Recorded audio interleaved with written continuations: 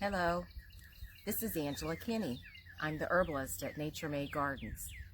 So today we're going to talk about shepherd's purse. Now in my backyard edible video, I talked about shepherd's purse as an edible green, and we use it a lot as a food. But today we're going to talk about it medicinally. So this is shepherd's purse, and I've got a pretty good sized little patch growing here. And I want to show you how easy it is to identify it with this heart-shaped seed pod right here. And it has a white flower at the top. And a lot of times, I mean, it has a leaf at the bottom that I showed you in the other video that is like a dandelion green. You can kind of see it here. And this is what we eat. And it is very good, choice, edible. I pick them and put them with other greens, and we eat them. And they're high in nutrition.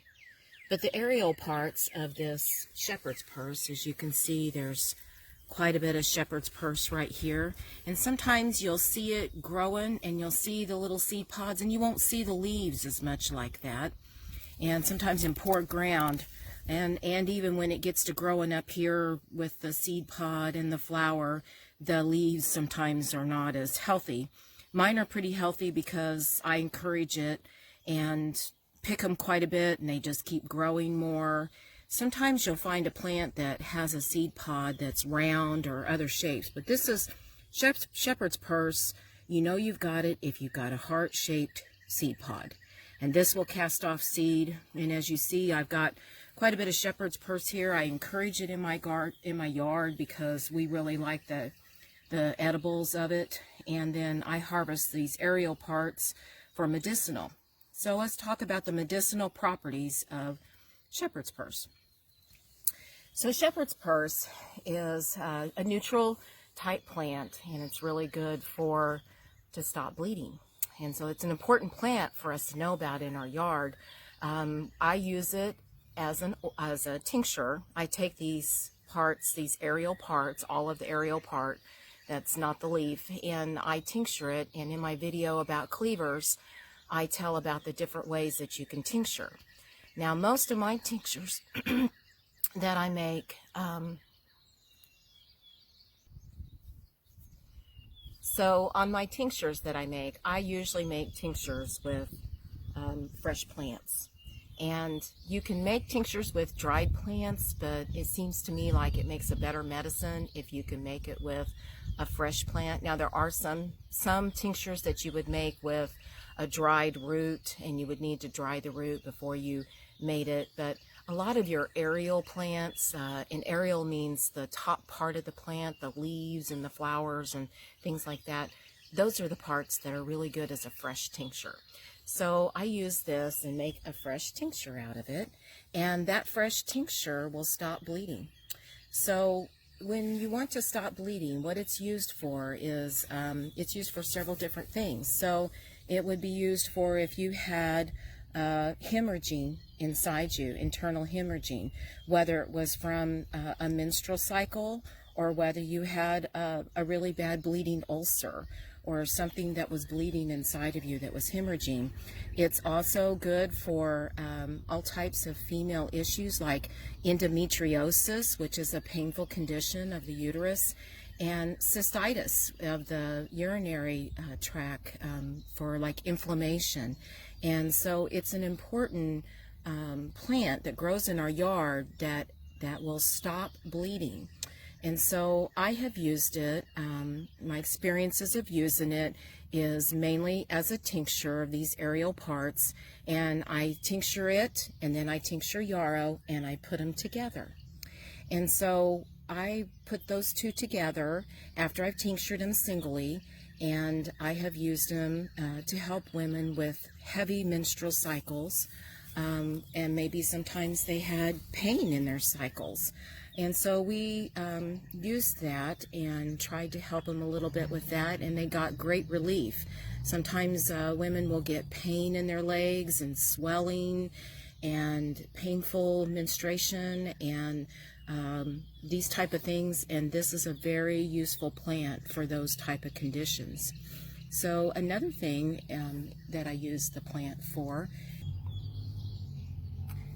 I use the plant to help stop bleeding. One time I was out gathering dandelion greens and I cut the end of my finger off. I had my good kitchen shears that I use for all of my gathering and chopping, and they're very sharp. They will cut a raw chicken up if you need it.